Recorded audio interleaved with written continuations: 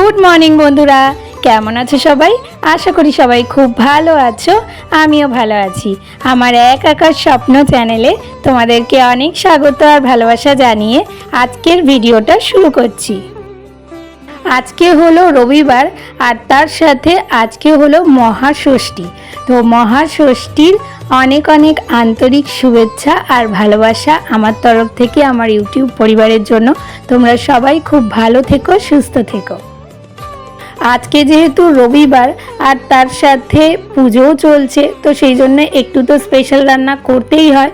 তবে আজকেই যা স্পেশাল রান্না করব, এরপর থেকে আর বেশি কিছু রান্না করব না, কারণ ঠাকুর দেখা শুরু হবে আর ঠাকুর দেখতে গেলে এত সুন্দর সুন্দর রান্না করা সম্ভব নয়।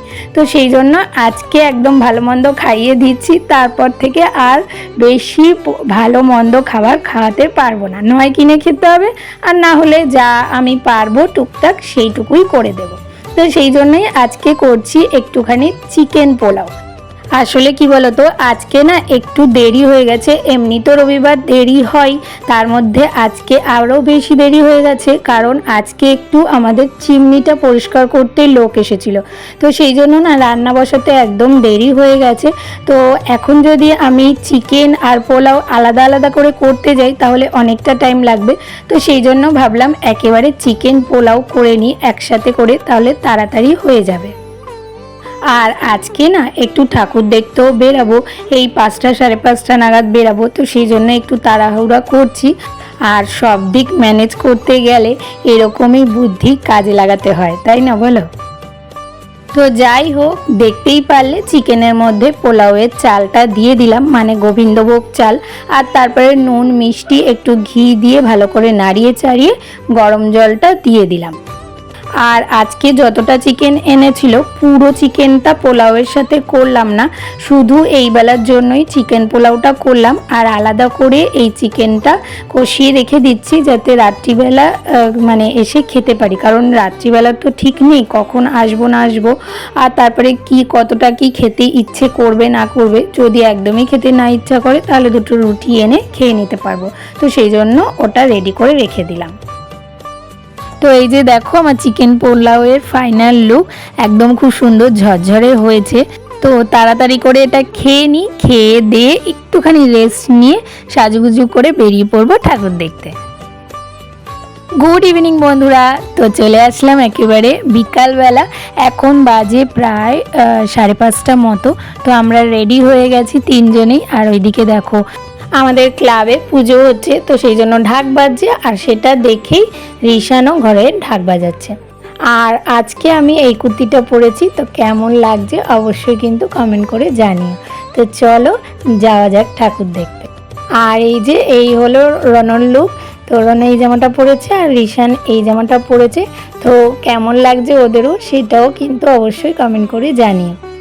আর তারপরে এই যে দেখো আমরা চলে এসেছি প্রথমেই টালা প্রত্যয়ের ঠাকুরটা দেখতে।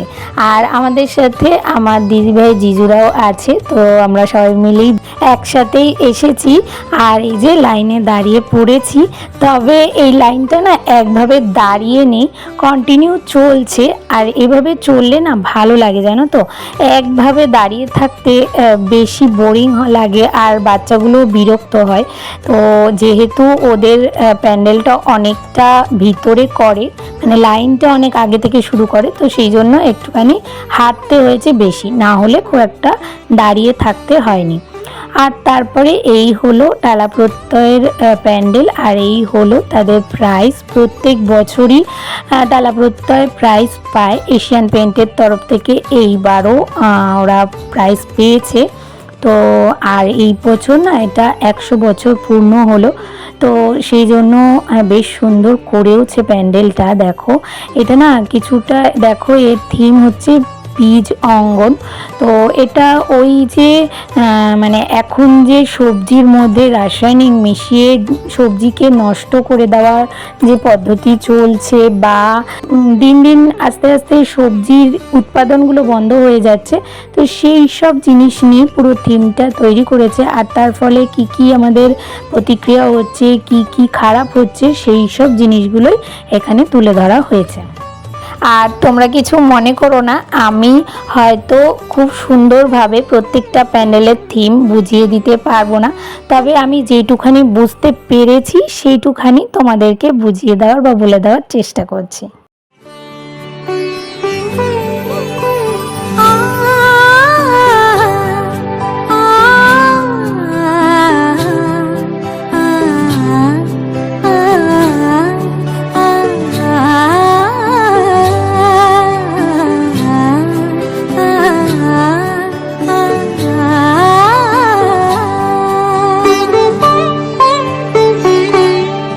উৎসবের অঙ্গনে আজ সবার আমন্ত্রণ, উৎসবের অঙ্গনে আজ সবার আমন্ত্রণ, উৎসবের শোভালোকে আজ আলোকিত মন, উৎসবের শোভালোকে আজ আলোকিত মন। আর তারপরে টালা প্রত্যয় থেকে বেরিয়ে আমরা সোজা চলে এসেছিলাম দমদম পার্কের ঠাকুরগুলো দেখার জন্য। আর দমদম পার্কের প্রত্যেকটা ঠাকুরেরই না পাস আমাদের কাছে ছিল, তো সেই জন্য খুব একটা বেশি লাইন দিতে হয়নি, তো খুব তাড়াতাড়ি ঢুকে গেছি। তো প্রথমে এসেছিলাম তরুণ সঙ্গের যে ঠাকুরটা আছে সেটা দেখতে। তো দেখো এখানে ব্যোমকেশ বক্সির যে গল্পগুলো আছে সেই গল্পগুলোই এখানে তুলে ধরার চেষ্টা করা হয়েছে। আর কিছু পুরনো নিদর্শন যেগুলো আমাদের কলকাতা থেকে আস্তে আস্তে উঠে গেছে, যেমন ট্রাম, হাতে টানা রিক্সা, সেই সব জিনিসগুলোই এখানে তুলে ধরার চেষ্টা করা হয়েছে।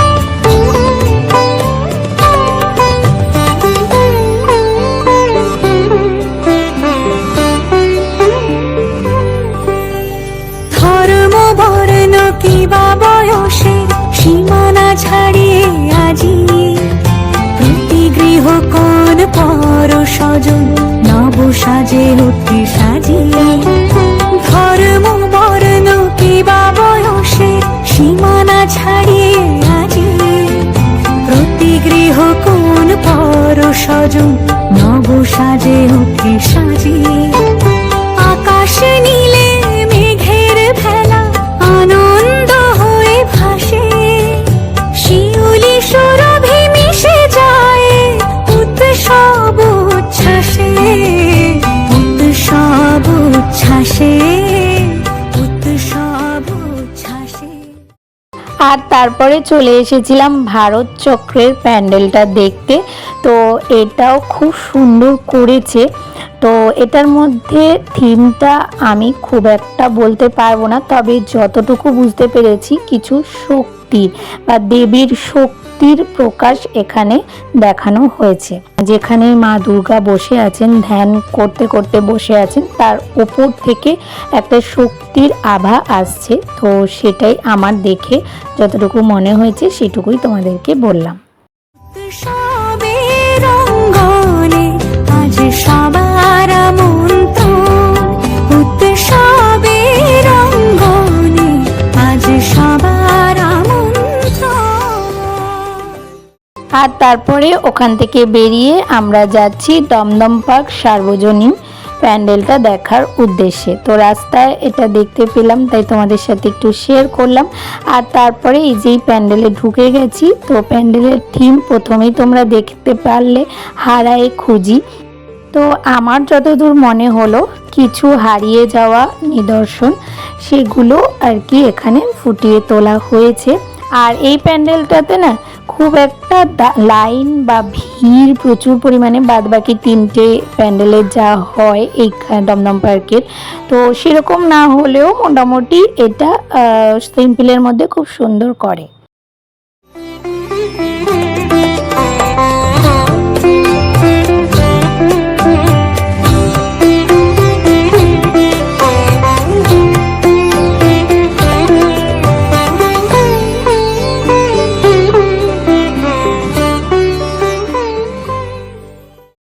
আর তারপরে একদম লাস্টে আমরা চলে এসেছিলাম তরুণ দলের প্যান্ডেলটা দেখতে। আর এই প্যান্ডেলটাও না খুব সুন্দর করেছে, দারুণ লেগেছে আমার এটা।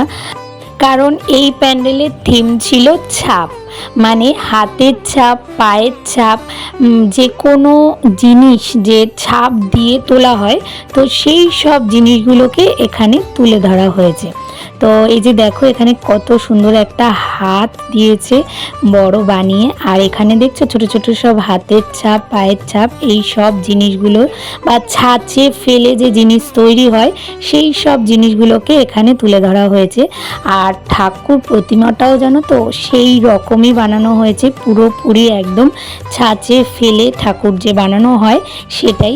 আর ওপরের দিকে না তোমরা ওই ছাঁচে ফেলা মানে ঠাকুরটা যে ছাঁচে ফেলে তৈরি করা হয়েছে সেটাও ওপরে দিকে রয়েছে, যে ওই ছাঁচটায় ফেলেই ঠাকুরটাকে বানানো হয়েছে, এতটা সুন্দর হয়েছে।